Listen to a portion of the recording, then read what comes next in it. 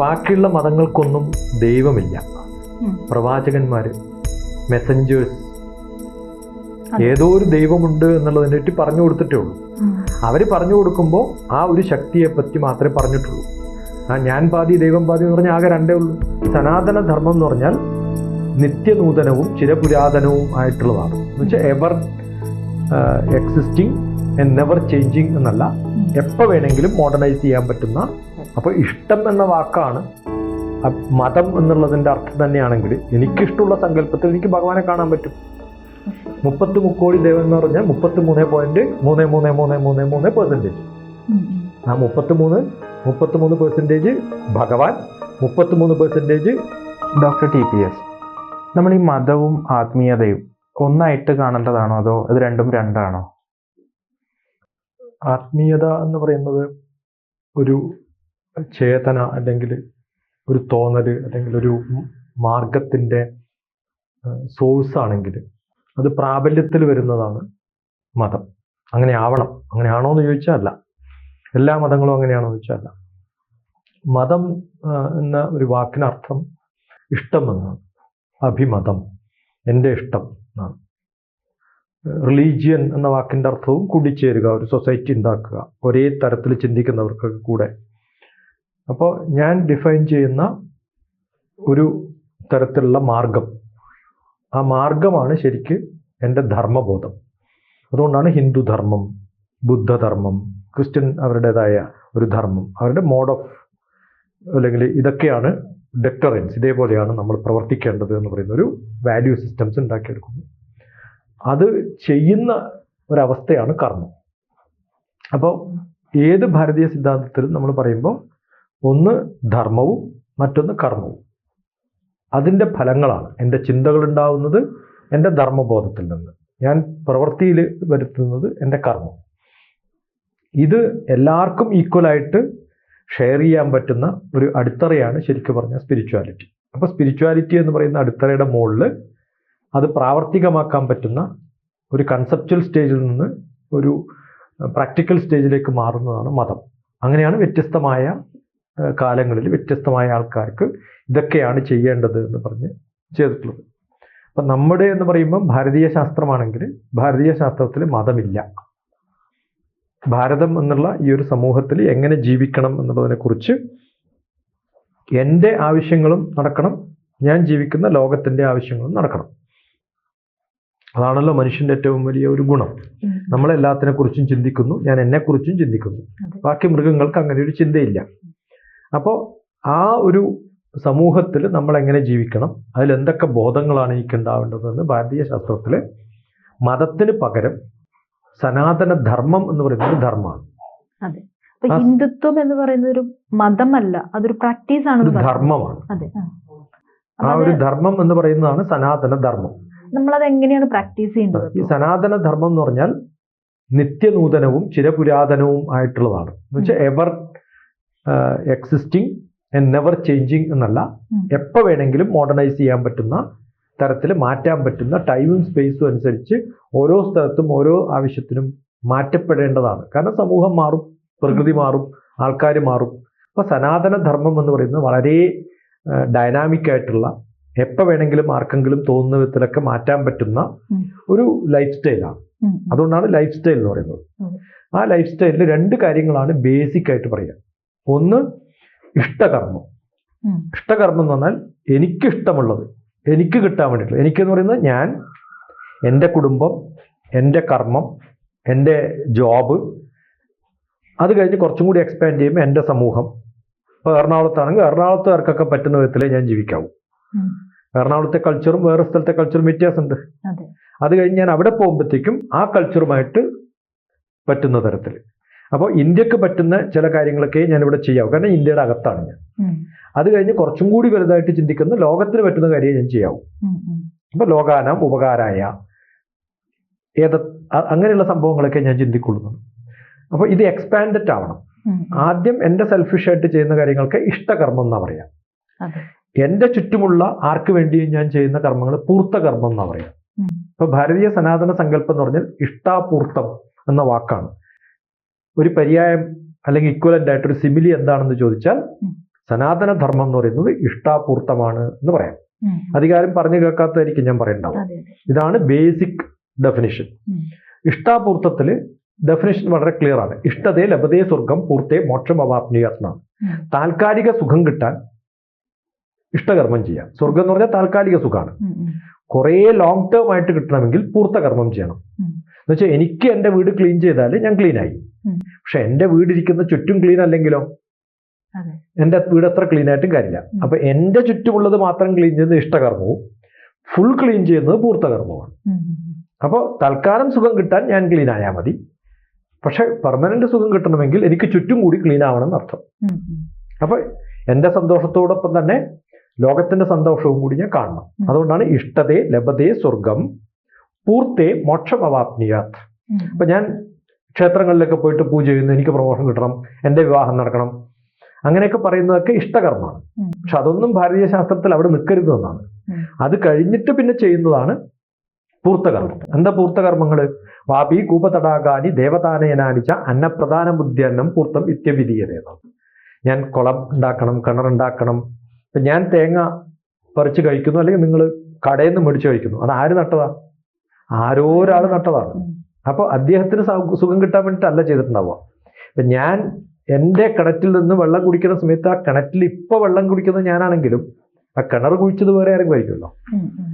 അപ്പോൾ അങ്ങനെ കുറേ കാലത്തേക്ക് എഫക്റ്റ് ഉണ്ടാക്കാൻ പറ്റുന്ന കുളങ്ങൾ, തോടുകൾ, ഇതൊക്കെ ഉണ്ടാക്കാൻ പറ്റുന്നതാണ് പൂർത്തകർമ്മം. ഉം. അപ്പോൾ ഹൈലി എൻവറോൺമെന്റൽ ആയിരുന്നു. ഉം. ഉം. അപ്പോൾ ലോകത്തെക്കുറിച്ചുള്ള ചിന്തകളൊക്കെ എനിക്ക് എപ്പോൾ ഉണ്ടാവുന്നു അത് പൂർത്തകർമ്മം. അങ്ങനെ ചെയ്താൽ മോക്ഷം കിട്ടുമെന്നാണ്. ഉം. You will be in bliss, permanent happiness കിട്ടും. ഉം. ഉം. അപ്പൊ ഇത് രണ്ടും വ്യത്യസ്തമായിട്ട് മനസ്സിലാക്കി ജീവിക്കുന്ന കർമ്മങ്ങൾ ചെയ്യണം. ആ ബോധം നമുക്ക്, ആ ധർമ്മം നമുക്ക് ഉണ്ടാവണം. ഡോക്ടർ TPS, അങ്ങ് പറഞ്ഞു എൻ്റെ അഭിപ്രായം അനുസരിച്ച്, അല്ലെങ്കിൽ എൻ്റെ എന്നല്ല, ഒരു വ്യക്തിയുടെ അഭിപ്രായം അനുസരിച്ച് എനിക്കിതൊക്കെ മാറ്റങ്ങൾ വരുത്താൻ സാധിക്കും എന്ന് പറഞ്ഞു. അപ്പൊ അതൊരു കൾട്ടിന്റെ ഭാഗമാകുമ്പോൾ നമ്മളിത് ഏതോ പൂർവികർ ഉണ്ടാക്കി വെച്ചൊരു സിസ്റ്റം ആയിട്ടല്ലേ വരുന്നത്. അപ്പൊ അതിലൊരു പൊരുത്തക്കേട് വരില്ലേ? അല്ല, വളരെ ഫ്ലെക്സിബിളും ഡൈനാമിക്കും ആണ് എന്ന് പറഞ്ഞ അർത്ഥം. ഉം. ഓരോരാൾക്കും ഇഷ്ടത്തിനുള്ള തരത്തിലാണ് നമ്മൾ വീടെടുക്കാറ്. ഉം. ഓരോരാളുടെയും കളർ ഇഷ്ടത്തിനനുസരിച്ചാണ് നമ്മൾ ഡ്രസ്സ് ഉണ്ടാക്കുന്നത്. അതെ. അപ്പോൾ ഇഷ്ടം എന്ന വാക്കാണ് മതം എന്നുള്ളതിൻ്റെ അർത്ഥം തന്നെയാണെങ്കിൽ എനിക്കിഷ്ടമുള്ള സങ്കല്പത്തിൽ എനിക്ക് ഭഗവാനെ കാണാൻ പറ്റും. അതുകൊണ്ട് പ്രകൃതിയിലുള്ള ഓരോ സ്വഭാവത്തെയും അനുസരിച്ച്, അത് സൂര്യനെയാണ് എനിക്കിഷ്ടമെങ്കിൽ സൂര്യനുമായിട്ട് ബന്ധപ്പെട്ടിട്ടുള്ള ഭഗവാന്മാരെ എനിക്ക് സൃഷ്ടിക്കാം. ഉം. സൂര്യൻ ഭഗവാനാണ്, കാറ്റ് ഭഗവാനാണ്, വെള്ളം ഭഗവാനാണ്, അഗ്നി ഭഗവാനാണ്. അതെ. അപ്പോൾ പ്രകൃതിയിലുള്ള ഓരോന്നും ഭഗവാനായിട്ട് കാണാം. മണ്ണ് ഭഗവാനാണ്, ഭൂമി ഭഗവതിയാണ്. ഭഗവാനോ ഭഗവതിയോ അത് നമ്മുടെ സങ്കല്പങ്ങളനുസരിച്ച് മാറ്റുന്നു, അതിൻ്റെ കോമ്പിനേഷൻസ് ഉണ്ടാക്കുന്നു. അത് ഓരോ കാലത്തും ഓരോ സ്ഥലത്തും വ്യത്യസ്തമായ തരത്തിൽ ഞാൻ എൻ്റെ ഇഷ്ടത്തിനനുസരിച്ച് ഞാൻ കാണുന്നു ലോകത്തെ. ഉം. ഉം.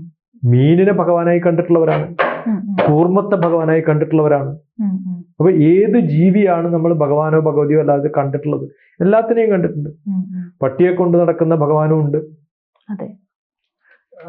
ഓരോന്നും നമുക്ക് ഭഗവാനും ഭഗവതിയായിട്ട് കാണാൻ സാധിക്കുമെങ്കിൽ ഉം. ഇത് എൻ്റെ ഇഷ്ടം അനുസരിച്ച് ഞാൻ ചെയ്യുന്ന സംഭവം. മോട്ടോർ ബൈക്കിന് പിന്നെ ക്ഷേത്രമുള്ള സ്ഥലമാണ്. അതെ. അപ്പോൾ ഏതാണോ എനിക്കിഷ്ടം ഉം. ആ ഇഷ്ടത്തിൽ നമ്മൾ വ്യത്യസ്തമായിട്ടുള്ള സങ്കല്പങ്ങൾ. അതുകൊണ്ട് ദേവത, ദേവൻ എന്ന് പറയുന്നത് ഭാരതത്തിൽ സങ്കല്പമാണ്. ആ സങ്കല്പത്തിന് ഒരു ഗവൺമെന്റ് എന്ന് പറഞ്ഞാൽ എന്താണ്? നമുക്ക് ചീഫ് മിനിസ്റ്ററാണ് ഗവൺമെന്റ് എന്ന് പറയാൻ പറ്റുമോ? ഗവർണറാണ് ഗവൺമെന്റ് എന്ന് പറയാൻ പറ്റുമോ? ഇല്ല. പ്രൈം മിനിസ്റ്റർ ആണോ ഗവൺമെന്റ്? അല്ല. പ്രസിഡന്റ് ആണോ ഗവൺമെന്റ്? അല്ല. അല്ല. എന്നാൽ ഇവരൊക്കെ ഗവൺമെന്റിന്റെ ഭാഗമല്ലേ? ആണ്. ഉം. നമ്മുടെ ദേവതാ സങ്കല്പങ്ങൾ അതുപോലെയാണ്. അപ്പോ വേറെ ആരുടെയോ ഇഷ്ടങ്ങളല്ലേ അപ്പൊ നമ്മളിപ്പോ ഫോളോ ചെയ്ത് അല്ല, നിങ്ങൾക്ക് നിങ്ങളത് ഉണ്ടാക്കാലോ. അപ്പൊ നിങ്ങൾക്ക് ഒരാളുടെ ഉണ്ടാക്കി വെച്ചിരിക്കുവാണല്ലോ. അല്ല, അത് മാറ്റാം. എനിക്ക് മാറ്റാൻ പറ്റില്ല. അതാണ് ഞാൻ പറഞ്ഞത് ഡൈനാമിക് ആണെന്ന്. ഉം. ഉം. നിങ്ങൾക്ക് ഇഷ്ടമുള്ള ഭഗവാനെ, ഭഗവതിയെ നിങ്ങളുടെ വീട്ടിന്റെ ഒരു മുറിയിൽ നമുക്ക് സ്ഥാപിക്കാൻ പറ്റുന്ന തരത്തിൽ കുടുംബ ദേവതകൾ ഇഷ്ടം പോലെയുണ്ട്. ഉം. ഓരോ ദേവീ ദേവതമാരും ഡിഫറൻ്റ് ആണ്. നനദുർഗ എന്ന് പറഞ്ഞൊരു ദേവതയുണ്ട്. ഉം. അത് റൂഫില്ലാണ്ട് ഞാൻ ഉണ്ടാക്കിയാൽ നനദുർഗയായി. അത് ഫോറസ്റ്റിന്റെ ഉള്ളിൽ വെച്ചാൽ വനദുർഗയായി. ഉം. ഇനി അതിന് നല്ല കൺസ്ട്രക്ഷനൊക്കെ കൊടുത്തു കഴിഞ്ഞാൽ സാധാരണ ദുർഗാദേവിയായിട്ട് ഞാൻ സങ്കല്പിക്കും. അതിന്റെ പിന്നിൽ വെക്കേണ്ടത് പിന്നെ നെരിയാണോ സിംഹമാണോ ആനയാണോ നിങ്ങളുടെ ഇഷ്ടമുള്ള വെച്ചോളൂ. അപ്പോൾ ഏത് സങ്കല്പമാണോ എനിക്ക് ഇഷ്ടം തോന്നുന്നത്, ഏതാണോ വഴിപാടായിട്ട് കൊടുക്കേണ്ടത്, ഏതാണോ പ്രസാദമായിട്ട് കൊടുക്കേണ്ടത്, ചിക്കൻ പ്രസാദമായിട്ട് കൊടുക്കുന്ന ക്ഷേത്രങ്ങളുണ്ട്. അപ്പോൾ ലഡു കൊടുക്കുന്ന സ്ഥലമുണ്ട്, ജിലേബി കൊടുക്കുന്ന സ്ഥലമുണ്ട്, മഞ്ഞ ചോറ് കൊടുക്കുന്ന സ്ഥലമുണ്ട്. ഓരോ സ്ഥലത്തും പാൽപ്പായസം കൊടുക്കുന്ന സ്ഥലമുണ്ട്, ശർക്കര പായസം കൊടുക്കുന്ന സ്ഥലമുണ്ട്. ഏതാണോ എനിക്കിഷ്ടം അതൊക്കെ കൊടുക്കാൻ പറ്റുന്നതാണ്. അപ്പോൾ ഓരോ ഡിപ്പാർട്ട്മെന്റിനനുസരിച്ച് ഗവൺമെന്റിൽ മിനിസ്റ്റർമാർ വെക്കുന്നത് പോലെ നമുക്ക് ആരോഗ്യത്തിനൊരു ഭഗവതി ഉണ്ടാവും, ഭഗവാൻ ഉണ്ടാവും. ഫിനാൻസിനൊരു ഭഗവതിയും ഭഗവാനും. ലക്ഷ്മി എന്ന് പറയുന്നത് എന്താണ്? ഫിനാൻസ് ഡിപ്പാർട്ട്മെന്റിന്റെ മിനിസ്ട്രസ് ആണ്. ആ ലക്ഷ്മിയുടെ ഹസ്ബൻഡാണ് വർക്കിന്റെ ഡിപ്പാർട്ട്മെന്റ്. കർമ്മത്തിന്റെ ഭഗവാൻ എന്ന് പറയുന്നത് വിഷ്ണുവാണ്. വിഷ്ണുവിന്റെ ഭാര്യ ലക്ഷ്മിയാണ്. ചിന്തകളുടെ റിസർച്ചിന്റെ ഭഗവാൻ എന്ന് പറയുന്നത് ബ്രഹ്മാവാണ്. ചോദ്യങ്ങൾ ഉണ്ടാകുന്നത് ബ്രഹ്മാവിൽ നിന്നാണ്. അതിനുത്തരം കൊടുക്കുന്നത് ബ്രഹ്മാവിന്റെ ഭാര്യയായ സരസ്വതിയാണ്. സമാധി എന്ന് പറയുന്നത് ശിവനാണെങ്കിൽ എനർജി എന്ന് പറയുന്നത് ശിവന്റെ ഭാര്യയാണ്, ശക്തിയാണ്, പാർവതിയാണ്. അപ്പോൾ ഓരോ ഡിപ്പാർട്ട്മെന്റും കൊടുത്ത് ഇവരാണോ ഭഗവാൻ എന്ന് ചോദിച്ചാൽ എന്നെ സംബന്ധിച്ചിടത്തോളം ഞാൻ മിനിസ്ട്രി ഓഫ് ഹെൽത്തിലായതുകൊണ്ട്, ഹെൽത്തിന്റെ ഡിപ്പാർട്ട്മെന്റിലായതുകൊണ്ട് അതാണ് എൻ്റെ ഭഗവതി. പക്ഷെ ഞാൻ നാളെ ഫിനാൻസിലേക്ക് മാറുമ്പോൾ ഞാൻ എൻ്റെ ഭഗവതിയെയും മാറ്റും. എൻ്റെ ചിന്തകൾ അനുസരിച്ച് എനിക്ക് മാറ്റാൻ പറ്റുന്ന, അതുകൊണ്ട് ഭാരതീയ സിദ്ധാന്തത്തില് സങ്കല്പങ്ങളാണ്. ഭഗവാനും ഭഗവതിയില്ല, രൂപമില്ല, ഒന്നുമില്ല. ഇതൊക്കെ സങ്കല്പങ്ങളാണ്. എൻ്റെ ചിന്തകൾക്കനുസരിച്ച് എനിക്ക് ഉണ്ടാക്കാൻ പറ്റുന്നതാണ്. അത് പല തരത്തിലുണ്ട്. ഞാൻ മലബാറുകാരനാണ്. മലബാർ തെയ്യത്തില് മാപ്പിള തെയ്യമുണ്ട്. ഏതോ ഒരു കാലത്ത് വന്ന സമയത്ത് ഇത് സനാതന ധർമ്മമായതുകൊണ്ടാണ്. അല്ലെങ്കിൽ മാപ്പിള എന്ന് പറയുന്ന ഒരു സങ്കല്പം വന്നിട്ടുള്ളത് 800 ഇയേഴ്സും 1300 മുതലാണ്. ഒരു 1000 ഇയേഴ്സ് മുമ്പാണെങ്കിൽ ഒട്ടനെ ഇവിടുത്തെ ഭഗവതിമാർക്കും മാപ്പിളയുടെ ഒരു വേഷം കൊടുത്തു. നമ്മൾ എവിടെയെങ്കിലും പറ്റുമോ? പറ്റില്ല. എല്ലാം ചെയ്തിട്ടുണ്ട്. ഏത് സങ്കല്പത്തിലും ഏത് ഭഗവാനെയും കാണാൻ സാധിക്കുന്ന തരത്തിൽ ഈ ലോകം ഉണ്ടായിട്ടുണ്ട്. അപ്പൊ തൊട്ടു മുമ്പ് പറഞ്ഞ പോലെ ബ്രഹ്മാവിന് ക്ഷേത്രങ്ങൾ ഉണ്ടല്ലോ. തൃപ്പയ്യ ക്ഷേത്രം ഇരിങ്ങാലക്കുട അടുത്ത്. സാധാരണ ബ്രഹ്മ വിഷ്ണു മഹേശ്വരൻ 3 പേരെയും പ്രതിഷ്ഠിച്ചിട്ടുള്ള സ്ഥലം വളരെ വിരളമാണെന്ന് മാത്രം. അതിന് കാരണങ്ങൾ പലതും പറയാറുണ്ട്. ഈ പുരാണ ഇതിഹാസങ്ങളിലൊക്കെ കുറെ കഥകൾ പറയുന്നുണ്ട്. ആ കഥകളിൽ ബ്രഹ്മാവിനില്ലാതിരിക്കാൻ കാരണമുണ്ട്. അല്ലെങ്കിൽ ബ്രഹ്മാവ് ജന്മം കൊടുക്കുന്നതാണ്, ക്രിയേറ്റിവിറ്റി ആണെങ്കിൽ എല്ലാവരുടെ മനസ്സിനകത്താണ് വേണ്ടത്. അതിനൊരു പ്രതിരൂപത്തിന്റെ ആവശ്യമില്ല എന്നാണ്. ബാക്കിയുള്ള സങ്കല്പങ്ങൾക്കൊക്കെ നമുക്ക് ചിന്തകൾക്കൊക്കെ ഉള്ളിൻ്റെ ഉള്ളിലിരിക്കുന്ന, അതുകൊണ്ടാണ് ഹൃദയ ഗുഹര മധ്യേ കേവലം ബ്രഹ്മ മാത്രം. ഏത് ഭഗവാന്റെ സ്വരൂപം ഉണ്ടാക്കുന്നതും എൻ്റെ സങ്കല്പമാണെങ്കിൽ ആ സങ്കല്പത്തിനൊരു ഭഗവാനെ വെച്ച് കഴിഞ്ഞാൽ പിന്നെ വേറൊരു സങ്കല്പം ഇല്ലാണ്ടാവും. അതുകൊണ്ട് ആ സങ്കല്പം ഓരോരാളുടെ ഉള്ളിലും വ്യത്യസ്തമായിട്ടുണ്ട്. എന്നാലും ഇരിങ്ങാലക്കുട അടുത്ത് കൊടുങ്ങല്ലൂരേക്ക് പോകുന്ന വഴിയിൽ തൃപ്പയ്യ എന്ന് പറഞ്ഞിട്ട് ബ്രഹ്മ വിഷ്ണു മഹേശ്വരന്മാരുടെ ക്ഷേത്രം വെച്ചിട്ടുണ്ട്. അങ്ങനെ പലയിടത്തും ഉണ്ടാവും. നമ്മൾ അറിയുന്നത് അത്ര പ്രസിദ്ധമായിട്ടുണ്ടാവില്ല. ബ്രഹ്മാവിന്റെ ക്ഷേത്രം നോർത്ത് ഇന്ത്യയിൽ 1-2 സ്ഥലത്തൊക്കെ ഞാൻ കണ്ടിട്ടുണ്ട്, പോയിട്ടുണ്ട്. അപ്പൊ അങ്ങ് പറഞ്ഞു സങ്കല്പത്തെ പറ്റി, എല്ലാം സങ്കല്പമാണെന്ന് പറഞ്ഞു. അപ്പോ നമുക്കൊരു തിയറി ഉണ്ട്, കാര്യകാരണ സിദ്ധാന്തം എന്ന് പറഞ്ഞിട്ട്. ഈ സിദ്ധാന്തവും ഈ സങ്കല്പവും തമ്മിൽ ബന്ധപ്പെട്ടിട്ടാണ് ഇരിക്കുന്നത്. നമ്മൾ ഈ സങ്കല്പം എന്ന് പറഞ്ഞാലും ഒരു കുട്ടിയിൽ നമ്മൾ സങ്കല്പം ഉണ്ടാക്കണമെങ്കിൽ എന്ത് ചെയ്യണം? കുറെ പിക്ചറൊക്കെ കാണിച്ചു കൊടുക്കണം. അതെ. ഇപ്പൊ എൻ്റെ അച്ഛനും അമ്മയും എനിക്ക് പരിചയമുള്ള വ്യക്തിയാണ്. പക്ഷെ എൻ്റെ മക്കള് ജനിക്കുമ്പോഴത്തേക്കും എൻ്റെ അച്ഛനും അമ്മയും ഉണ്ടായിരുന്നില്ല എന്ന് വിചാരിക്കാം. അമ്മ ഉണ്ടായിരുന്നു എൻ്റെ കാര്യത്തിൽ, എൻ്റെ അച്ഛൻ ഉണ്ടായിരുന്നില്ല. പക്ഷെ അച്ഛൻ്റെ ഒരു ഭാവം ഞാൻ കാണിച്ചു കൊടുക്കണമെങ്കിൽ ഞാനൊരു പടം വെച്ച് കാണിച്ചു കൊടുക്കണ്ടേ? തീർച്ചയായിട്ടും. അപ്പോൾ ഞാനൊരു കാര്യം ചെയ്യുന്നത് എന്തിനു വേണ്ടിയിട്ടാണ്? എൻ്റെ ഒരു കോസ് ഇംപ്ലിമെന്റ് ചെയ്യാൻ വേണ്ടിയിട്ടാണ്. ആ ഇംപ്ലിമെന്റേഷൻ ചെയ്യാൻ പറ്റുന്നതാണ് ഞാൻ ഉണ്ടാക്കിയെടുക്കുന്ന സങ്കല്പങ്ങളുടെ ഒരു കാതൽ എന്ന് പറയുന്നത്. അത് ഞാൻ ഉണ്ടാക്കിയെടുക്കുന്നതാണ്. നമ്മളിപ്പോൾ ചെറിയ പാഠപുസ്തകത്തിൽ ഇത് ആനയാണ്, ഇത് പൂച്ചയാണെന്നൊക്കെ KG പഠിപ്പിക്കും. എന്തിനാ പുസ്തകത്തിൽ ആനയുടെ പടം പറഞ്ഞു കൊടുക്കുന്നത്? എനിക്ക് സ്ഥിരമായിട്ട് ഡെയിലി ആനയെ കാണിച്ചു കൊടുക്കാൻ പറ്റാത്തതുകൊണ്ടാണ്. അപ്പൊ നാളെ ആനയെ കാണുമ്പോൾ ഞാൻ പണ്ട് പഠിച്ച ആനയാണ് എന്ന് പറഞ്ഞു. ഇതുവരെ ഒരു ആനയെ കാണാത്ത കുട്ടിയും പുതിയൊരു ആനയെ കാണുമ്പോൾ ഇത് ആനയെന്ന് പറയുമല്ലോ, എലിഫന്റാന്ന് പറയുമല്ലോ. എന്താ കാരണം? നമ്മൾ കാണാത്ത എത്രയോ ജീവികളുടെ പടം നമ്മൾ കണ്ടുപഠിച്ചിട്ടുണ്ട്. യഥാർത്ഥത്തിൽ കാണുമ്പോൾ അത് റിയലൈസ് ചെയ്യാൻ വേണ്ടിയിട്ടാണ്. അപ്പൊ എനിക്ക് ഭഗവാൻ എന്നൊരു സങ്കല്പം റിയലൈസ് ചെയ്യാൻ പറ്റുന്നൊരു കാലം വരുമ്പോൾ എന്നിൽ ഒരു ബോധം ഉണ്ടാക്കിയെടുക്കണമെങ്കിൽ ആദ്യം ഞാൻ കുറെ സങ്കല്പങ്ങൾ ഉണ്ടാക്കിയെടുക്കണം. അപ്പൊ ആദ്യം സങ്കല്പം, പിന്നെ അത് പ്രൂവ് ചെയ്യാം. മാത്തമാറ്റിക്സിലും ഒക്കെ അങ്ങനെയാണ്. ആദ്യം ഒരു സിനോപ്സിസ് കൊടുക്കും, ഒരു ഹൈപ്പോത്തിസിസ് ഉണ്ടാവും. ആ ഹൈപ്പോത്തിസിസ് മനസ്സിലാക്കി ഞാൻ ഒരു സിനോപ്സിസ് എഴുതി ഒരു പ്രോബ്ലം കണ്ടുപിടിച്ച് അത് പ്രൂവ് ചെയ്ത് വരുമ്പോഴാണ് എനിക്ക് റിയലൈസേഷൻ ഉണ്ടാവുക. ഇന്നതാണ് അതിന്റെ സൊല്യൂഷൻ എന്ന്. അതിന് തന്നെ സൊല്യൂഷൻ കിട്ടില്ല. അപ്പൊ നമ്മൾ തുടക്കത്തിൽ അബ്സ്ട്രാക്റ്റ് ആവും. അതുകൊണ്ടാണ് അബ്സ്ട്രാക്റ്റ് ആദ്യം എന്നത്. അത് കഴിഞ്ഞ് അതിന്റെ സിനോപ്സിസ് എഴുതും. അത് കഴിഞ്ഞ് മെത്തഡോളജി ഉപയോഗിച്ച് കണ്ടുപിടിച്ച് അവസാനം കൺക്ലൂഷനിലേക്ക് എത്തും. ജീവിതത്തിലും ഭഗവാന്റെ സങ്കല്പത്തിലും സയൻസിലും ഒക്കെ ഒരേപോലെയാണ് സ്റ്റെപ്പുകൾ. അതുപോലെ ഈ ഭഗവാന്റെ സങ്കല്പങ്ങളെ പറ്റി പറയുമ്പോൾ 30 കോടി ദേവതകൾ എന്ന് പറയും. ഇതെല്ലാം ആ ഒരു സങ്കല്പത്തിൽ നിന്ന് വന്നതാണ്. കോടി എന്ന് പറഞ്ഞ എന്താ അർത്ഥം? ക്രോസ് എന്നുള്ള ധാരണയിൽ നമ്മൾ ട്രാൻസ്ലേറ്റ് ചെയ്തുകൊണ്ട് പറ്റിയ അബദ്ധമാണ്. കോടി എന്നല്ല. കോടി എന്ന് പറഞ്ഞാൽ ക്രോസ് എന്നല്ല അർത്ഥം. മാത്തമാറ്റിക്സിൽ പെർസെന്റേജ് എന്ന അർത്ഥം. 30 മുക്കോടി ദേവന്മാർ പറഞ്ഞാൽ 33.3333% ആ 33% ഭഗവാൻ, 33% മനുഷ്യരൂപം, 33% എന്നുള്ള മോശം അവസ്ഥ എന്ന് പറയുന്ന രാക്ഷസ സ്വഭാവം. ഈ മൂന്നും കൂടി ചേർന്നിട്ടുള്ളതാണ് മനുഷ്യൻ. അപ്പൊ എന്റെ 33% 1/3 ഓഫ് മീ ഈസ് ഭഗവാൻ. എന്റെ 1/3 ആണ് മനുഷ്യൻ. എന്റെ 1/3 ആണ് എന്റെ ദുഷ്ടചിന്തകൾ. ഭഗവാൻ എന്നുള്ള സങ്കല്പം നല്ല ചിന്തകൾ. അപ്പൊ എനിക്ക് ഉള്ള ചിന്തകൾ ജനിക്കുമ്പോൾ 1/3 ആയിട്ടാണ് നമ്മളൊക്കെ ജനിപ്പിച്ചിട്ടുണ്ടാവുക. എല്ലാ ദുസ്വഭാവങ്ങളും ഒക്കെ നമ്മളിൽ ഉണ്ടാവും. അതിനെ കുറച്ച് കൂട്ടി കൊണ്ടുവരാൻ പറ്റുകയാണെങ്കിൽ ഞാനൊരു ആത്മീയ പുരുഷനായി, ഒരു സ്പിരിച്വൽ മാനായി, ഒരു ഗോഡ്ലി പേഴ്സണായി. അത് കുറഞ്ഞു വരുമ്പോഴാണ് എന്റെ പെർസെൻറ്റേജ് രാക്ഷസീയ സ്വഭാവം കൂടി പോകുന്നത്. അപ്പോൾ ഇത് ആ വാക്ക് നമ്മൾ ഉപയോഗിച്ചിട്ട് വളരെ കാഷ്വൽ ആയിട്ട് ഉപയോഗിച്ച് ശീലിച്ചായതുകൊണ്ട് അതിന്റെ അർത്ഥം മനസ്സിലാക്കാത്തതുകൊണ്ട് പറ്റിയ അബദ്ധമാണ്. 33 കോടി ദേവന്മാർ പറഞ്ഞാലും 33 കോടി ദേവന്മാരുണ്ടെന്നല്ല അർത്ഥം. അതുണ്ട്, അതിനേക്കാളും കൂടുതലുണ്ടാവും. 33 കോടി മാത്രമൊന്നുമല്ല, എത്ര ജനങ്ങളുണ്ടോ അവർക്കൊക്കെ പറ്റുന്ന അത്രയും പിന്നെ ഭഗവാന്മാരും ഭഗവതിമാരുണ്ടാവും. പക്ഷെ ഈ കോടി എന്നുള്ളതിൽ പെർസെൻറ്റേജ് ആണ്. ഓരോ വ്യക്തിയിലും അതുണ്ട് എന്നാണ് അതിന്റെ അർത്ഥം. ഇപ്പോൾ അങ്ങ് പറഞ്ഞതുപോലെ ഈ നമ്മൾ മറ്റു മതങ്ങളെ വെച്ച് നോക്കുമ്പോൾ അവരെല്ലാവരും ഏകദൈവ വിശ്വാസികളാണ്. ഇപ്പൊ ക്രിസ്ത്യാനികളാണെങ്കിലും മുസ്ലിംസ് ആണെങ്കിലും അവർക്കൊക്കെ ഏകദൈവ വിശ്വാസമാണുള്ളത്. അപ്പൊ അങ്ങനെ നോക്കുമ്പോൾ ഇത് ഹിന്ദുത്വത്തിലേക്ക് വരുമ്പം ഒരുപാട് ദേവതകളുണ്ട്.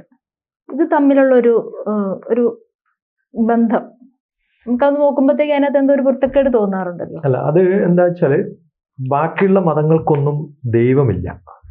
പ്രവാചകന്മാര്, മെസ്സഞ്ചേഴ്സ്, ഏതോ ഒരു ദൈവമുണ്ട് എന്നുള്ളതിനെ പറ്റി പറഞ്ഞു കൊടുത്തിട്ടേ ഉള്ളൂ. അവര് പറഞ്ഞു കൊടുക്കുമ്പോൾ ആ ഒരു ശക്തിയെ പറ്റി മാത്രമേ പറഞ്ഞിട്ടുള്ളൂ. അപ്പൊ നമ്മൾ ഏത് മതസ്ഥരായാലും നമ്മൾ സാധാരണ പറയുന്നത് ഞാൻ പാതി ദൈവം പാതി എന്നൊരു പ്രോവർബ് ഉണ്ട് മലയാളത്തിൽ. ആ ഞാൻ പാതി ദൈവം പാതി എന്ന് പറഞ്ഞാൽ ആകെ രണ്ടേ ഉള്ളൂ. ഒന്ന് ഒരു ദൈവവും ഒന്ന് ഞാനും ആണോ അല്ലയോ? അപ്പൊ എന്റെ കർമ്മങ്ങളും ആരോ കൺട്രോൾ ചെയ്യുന്ന ഒരു കർമ്മങ്ങളുമാണ് എന്നെ കൊണ്ടുപോകുന്നതെന്നാണ്. ഈ ആരോ നടത്തുന്ന ഒരു കർമ്മം എന്ന് പറഞ്ഞാൽ എന്റെ ട്രഡീഷനാണ് എന്റെ കർമ്മം. ആ ട്രഡീഷൻ ഉണ്ടാക്കാൻ ശ്രമിച്ചിട്ടുള്ള കുറെ ആൾക്കാർ, അത് ജൈനനും ബുദ്ധനും ക്രിസ്തുവും ആരൊക്കെ വേണമെങ്കിലും പറയാം നമുക്ക് അല്ലെ. ലോട്ടസ് ടെമ്പിൾ നടത്തുന്ന ബഹായിസ് എന്ന് പറയുന്ന വേറൊരു സങ്കല്പമുണ്ട്. ഭഗവാൻ ഇല്ല എന്ന് പറയുന്ന ചില സങ്കല്പങ്ങളുണ്ട്. ബ്രഹ്മാവ് മാത്രമേ ഉള്ളൂ എന്ന് പറയുന്നവരുണ്ട്. ഭാരതീയ സങ്കല്പത്തിലും അങ്ങനെയുള്ള കുറേ ട്രഡീഷൻസ് ഉണ്ടായിട്ടുണ്ട്.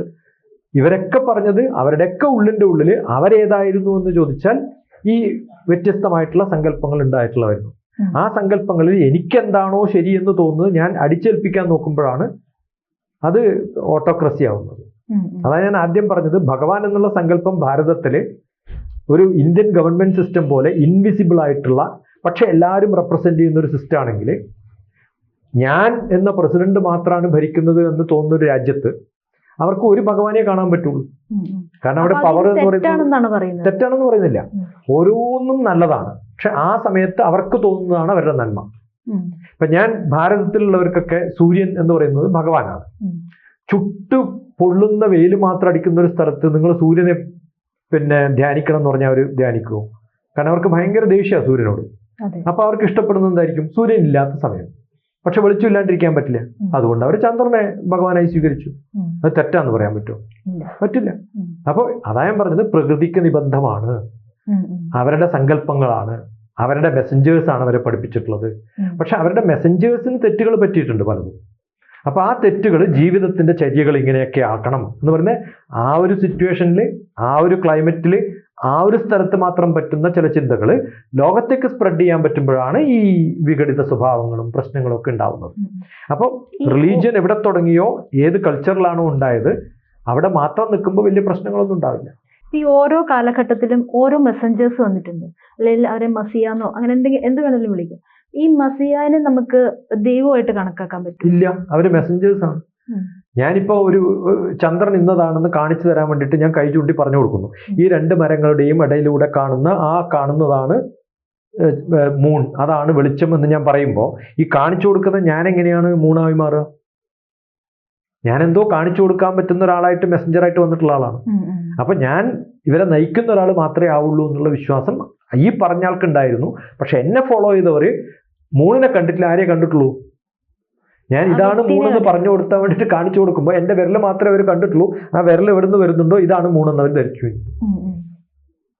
അപ്പൊ ഞാൻ ഇതാണ് മൂണെന്ന് പറഞ്ഞ് ഈ വിരലിൽ കാണിക്കണേ. അവരുടെ ധാരണ ഇവിടെ തീർന്നു എന്നുള്ളതാണ്. ഇവിടെ അല്ല, ഈ ഡയറക്ഷനിൽ നിങ്ങൾ പോയാൽ മൂൺ കാണുമെന്നാണ് പറഞ്ഞത്. അതവർ കേട്ടില്ല എന്നുള്ളതാണ് കുഴപ്പം. അതുകൊണ്ട് മെസ്സഞ്ചേഴ്സ് ഒന്നും അവരാണ് ഭഗവാൻ എന്ന് പറയാൻ ശ്രമിച്ചിട്ടുണ്ടാവണം എന്നില്ല. അല്ലെങ്കിൽ അവരുടേതായ ഒരു സെൽഫിഷ്നെസ്സിന് വേണ്ടിയിട്ട് പലതും പറഞ്ഞിട്ടുണ്ടാവും. പക്ഷെ അതൊന്നും അല്ല അവരുദ്ദേശിച്ചിട്ടുണ്ടാവുക. പക്ഷെ അത് ഫോളോ ചെയ്തവർ മാറിയിട്ടുണ്ട്. നന്ദി. ജ്യോതിഷമോ വാസ്തുവോ നിങ്ങൾക്ക് ആവശ്യമുണ്ടോ? താഴെ കാണുന്ന നമ്പറിൽ വാട്സപ്പ് ചെയ്യൂ.